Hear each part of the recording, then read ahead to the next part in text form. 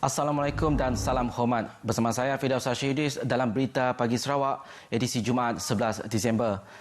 Hak Melayu ke atas pemilikan tanah mereka akan sentiasa diiktiraf dan dipertahankan. Timbalan Ketua Menteri Datuk Ahmad Awang Tengah Ali Hassan berkata, kerajaan akan mengiktiraf hak orang Melayu ke atas tanah seperti kerajaan mengiktiraf serta mempertahankan hak serta kepentingan kaum Bumiputera lain terhadap tanah hak adat Bumiputera NCR mereka. Ke arah itu, pengukuran dan pengeluaran surat hak milik tanah NCR telah dilaksanakan sejak tahun 1960-an, khususnya melalui operasi penyelesaian dan program pengukuran kampung tradisional selaras dengan peruntukan Kanun Tanah Negeri Bab 81.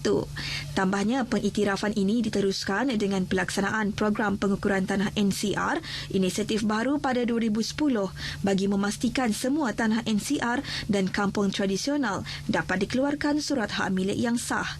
Mengambil contoh kampung-kampung di sepanjang Sungai Sarawak atau kampung seberang hilir, iaitu kampung tradisional yang wujud melalui Warta Rizab Komunal setelah diukur secara lot, kini pemilikan ke atas tanah di kampung-kampung berkenaan lebih terjamin dengan pengeluaran surat hak milik individu di bawah Seksyen 18 Kanun Tanah Negeri. Kerajaan negeri juga telah meminda Kanun Tanah Negeri melibatkan Native Territorial Domain NTD untuk membolehkan kawasan menepati kriteria NTD yang disahkan akan dikeluarkan surat hak milik komunal kepada kaum yang berhak termasuk orang Melayu. Datuk Ahmad Awang Tengah juga memberitahu program pembesaran kampung dan penempatan semula akan diteruskan bagi menampung keperluan masyarakat terutama di sekitar bandar, pinggir bandar dan kampung yang mempunyai kepadatan penduduk tinggi. Beliau menyatakan demikian pada Majlis Pecah Tanah Projek Pembinaan Wisma Melayu Sarawak yang disempurnakan oleh Ketua Menteri Datuk Patinggi Abang Charitun Openg di Kuching. Kementerian Utiliti akan memastikan peruntukan yang disalurkan kerajaan negeri memberi manfaat kepada penduduk di kawasan luar bandar agar mereka dapat menikmati liputan bekalan air dan elektrik sepenuhnya menjelang tahun 2025. Menterinya Datuk Seri Dr. Stephen Runi Utom berkata, pelaksanaan projek bekalan air di luar bandar setakat tahun ini telah mencapai 67%.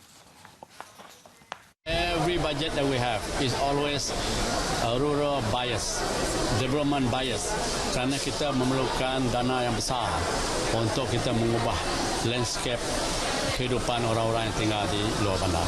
Di kawasan luar bandar 67% saja. Jadi di kawasan bandar memang sudah ada, bila kita campur 80% lah. Jelasnya, pelbagai strategi dan skim turut diperkenalkan, antaranya skim bekalan elektrik luar bandar Sarawak dan skim pembekalan elektrik alternatif luar bandar Sarawak.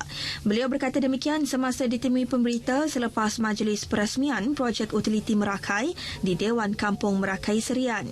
Sementara itu, beberapa penduduk ditemui berasa bersyukur dengan pelaksanaan projek pembinaan saluran paip itu sekaligus dapat menikmati bekalan air yang disalur terus ke rumah tanpa sebarang gangguan. Pada waktu kami kena air parit, basuh gari dan nanti ada air lagi pergi ke bukai lah, ke sungai tu bisi air. Dah dia tu nyo berasa nyamai ga udah bisi air pahit. Basuh berumah aja ada ke bukai. Gari pun nyo bersih ga. Dia tu dah berasa nyamai lah benda bisi air. Diberi orang anak pun nyamai nanti si mandi baru lagi. Ting lama tu sudah mandi ke sungai Nangi. Api berasa nyamai nanti hari hangatnya nanti si lalu dipasang lalu bisi. Nanti bakal subat pasang nanti hidup kinjen api, guna ke minyak meli. Projek pembinaan saluran paip di Kampung Merakai Serian yang bernilai RM5 juta siap pada Disember tahun lepas, seminggu lebih awal daripada jadual ditetapkan. Yang di-Pertuan Negeri Tun Pin Sri Abdul Taib Mahmud telah menerima kunjungan hormat daripada Persatuan Kontraktor Petroleum Sarawak PKPS di kediamannya di Demak Jaya semalam. Menurut Presiden PKPS, Datuk Rahman Lariwu, kunjungan itu bertujuan mendapatkan khidmat nasihat daripada Yang di-Pertuan Negeri dalam urusan pentadbiran. Petronas ke Datuk Rahman Lariwo berkata khidmat nasihat itu akan membantu PKPS yang baru ditubuhkan pada Ogos lalu dalam usaha menyumbang kepada pembangunan industri minyak dan gas di Sarawak. Jelas beliau penubuhan PKPS bagi memperkasa industri minyak dan gas sekaligus memperjuang hak penggiat industri tempatan khususnya berkaitan pengagihan kontrak daripada syarikat berkaitan. Beliau yakin industri minyak dan gas di Sarawak akan berkembang lebih pesat berikutan penubuhan Petroleum Sarawak Berhad dan juga pemeteraian perjanjian penyelesaian komersial antara kerajaan negeri dan Petroleum Nasional Berhad baru-baru ini.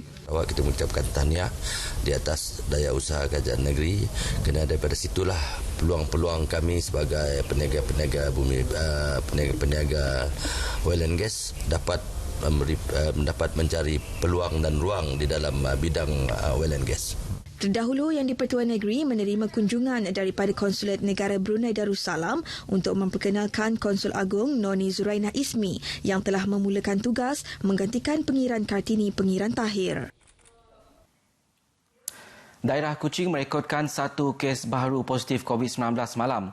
Jawatankuasa Pengurusan Bencana Negeri JPPN Sarawak dalam kenyataan memaklumkan kes ke-1073 ini melibatkan lelaki warga negara tempatan. Kes ke-1073 ini tiba menaiki penerbangan dari Kuala Lumpur ke lapangan terbang antarabangsa Kuching, KIA pada 9 Disember. Setibanya di KIA, kes telah menjalani saringan dan dimasukkan ke pusat kuarantin bagi menjalani kuarantin wajib 14 hari dan ujian RT-PCR kes ini didapati positif semalam. Kes ini diklasifikasikan sebagai kes import B, iaitu kes saringan individu balik dari kawasan berisiko tinggi. Manakala tiada kes pulih semalam menjadikan jumlah keseluruhan kes positif COVID-19 yang telah pulih dan dibenarkan discharge kekal 1,041 orang. Sementara itu, jumlah kes yang masih mendapat rawatan dan diasingkan di hospital kekal seramai 13 orang. Semalam turut merekodkan 18 pesakit dalam siasatan PUI yang baru dan seorang PUI masih menunggu keputusan ujian makmal. 4 kluster di negeri ini juga dilaporkan masih aktif. Daerah Serian dan Kuching kekal berstatus kuning, manakala 38 buah daerah lain kekal berstatus hijau. Inisiatif kerajaan negeri membiayai sepenuhnya kos untuk ujian swab COVID-19 untuk rakyat Sarawak disambut baik khususnya penduduk di Limbang bagi melintasi sempadan Brunei Darussalam. Pengarah Hospital Limbang, Dr. Muhammad Faiz Ibrahim mendedahkan ia dapat dilihat selepas daerah itu merekodkan peningkatan jumlah individu yang melakukan ujian saringan berkenaan.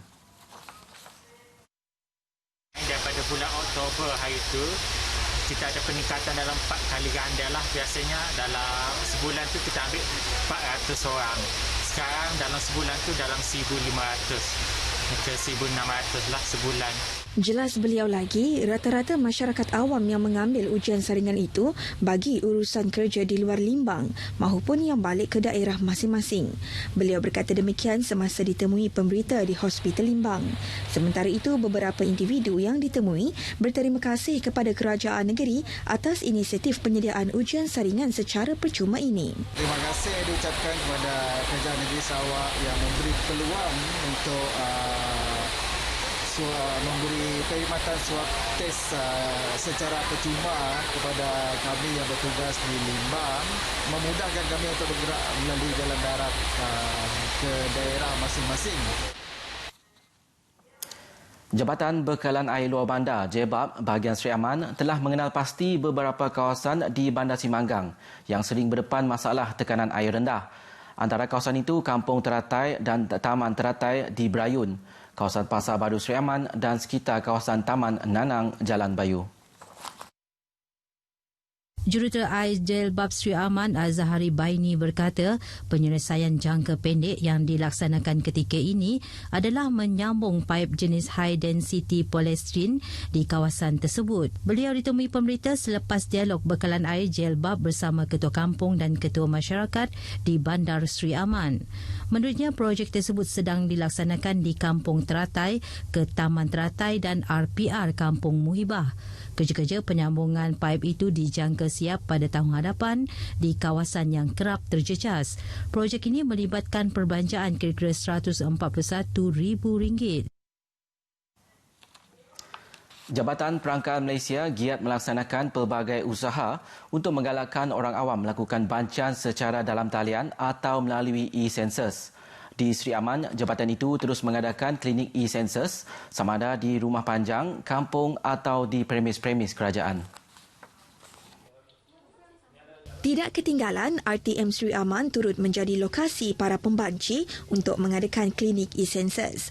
Klinik ini memudahkan responden membuat pra-pendaftaran e-census sebelum melengkapkan borang soal selidik dalam talian. Responden juga boleh membuat semakan sama ada mereka telah melengkapkan soalan-soal selidik tersebut. Tujuan klinik ini diadakan untuk memudahkan responden mengisi maklumat yang diperlukan. Okey, sebagaimana yang kita tahu, banyak yang telah mendaftar namun kurang yang melengkapkan maklumat yang disediakanlah.